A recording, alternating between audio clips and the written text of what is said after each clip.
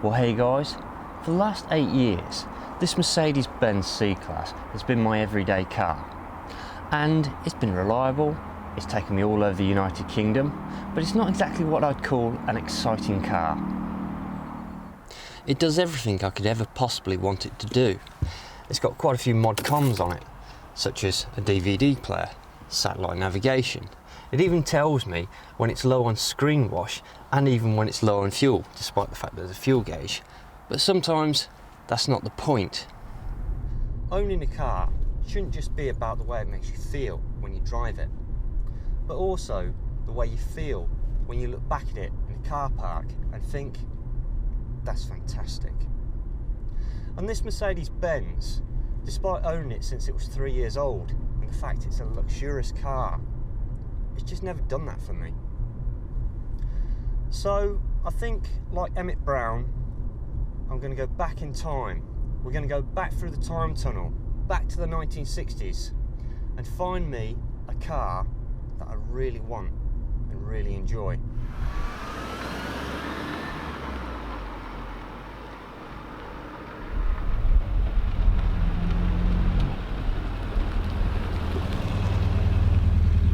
And here we are, back from the 1960s, and I've got a Rover P6 2000 twin carb, and I gotta say, I'm over the moon with it.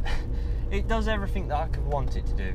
Yes, true, unlike the Mercedes, it doesn't have air conditioning. It's got these little quarter lights at the side just to let in a little bit of breeze. It's a lot simpler than the Mercedes, but like I said, it's not always what it's about with technology. It's what makes you happy. You look at the instrument cluster on this Rover 2000, and all I've got is a speedo, a fuel gauge, and a temperature gauge as standard. That's it. Fortunately, my car has actually got some upgrades, optional extras, which somebody has put in at some point, which is the optional extra tachometer and clock. Then, as an optional extra again, somebody has put in a oil pressure gauge, an ammeter, and a battery condition clock as well. So I've got all the clocks I need to keep an eye on the engine and see what's going on. I've got to say, the drive of this car is so far fantastic. Other than the steering does feel a little bit vague, but it's to be expected when you've got a steering box as opposed to a steering rack. It will be a little bit vague, but we can dial that out in time and make it a little bit better. 4-speed gearbox, probably could do with an overdrive. I've taken this car out on the motorway already, and I have to say, the pull on it, the torque of the engine is incredible. These cars were technologically ahead of their time. They're absolutely amazing. The only other thing to have disc brakes all round, other than the Rover P6 that I'm aware of in Britain at the time, were Jaguars. And it's got an overhead cam engine in the 1960s. I mean, what more could you want? I think what we'll do next is we'll pull over and have a quick look at the old girl, see what I need to do to her.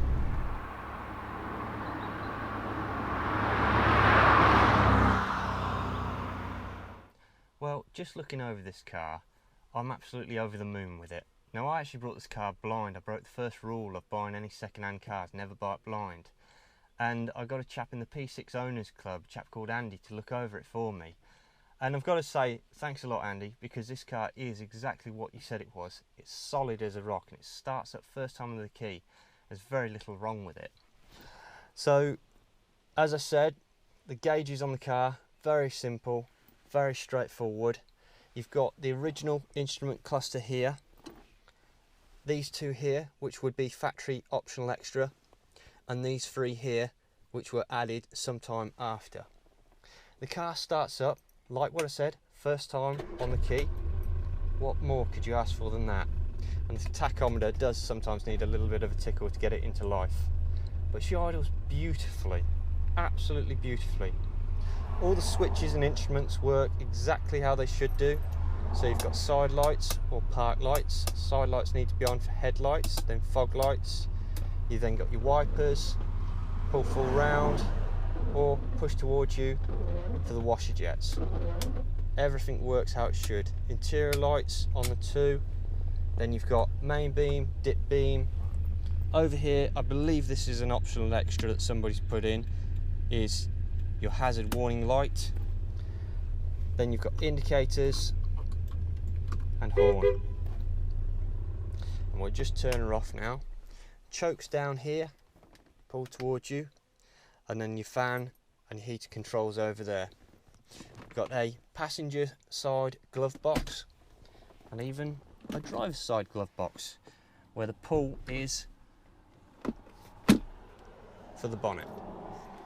Now apparently my car's in a very unusual colour of scheme of this light sort of tan carpet with these sort of chocolate coloured seats, and I really quite like it, because when you look outside this car, it's in probably what I'd say is one of my favourite colours, which is blue. I really do like this car. So just left the side lights on there, but she'll be alright. 1967, survived up till today. We'll just have a quick look underneath the bonnet and show you what's going on under there. So you'll have to excuse me with the camera because I'm doing this totally by myself. And there you are, the big twin carbed Rover 2000. So this is in the wrong colour, because originally Rover 2000s and even the 3.5 litre versions had all of the under bay here painted black, so that's something that I will be addressing at some point. She's got front fog lights, which is nice. Some of these Rovers actually left the factory with wire wheels, so that's not something that I want to be doing, certainly not on a daily driver. But I think she is absolutely glorious. She's even got a rear heated screen. So I believe that somebody's put this in at some point. It was a popular thing to do in the 1960s and 1970s, because obviously cars didn't always have that much technology. And inside, there we are again. But something I love about this car is to go to show the quality of how cars were back then. Just opening and shutting the door. Listen to that. You don't get that on modern cars. You don't get it at all.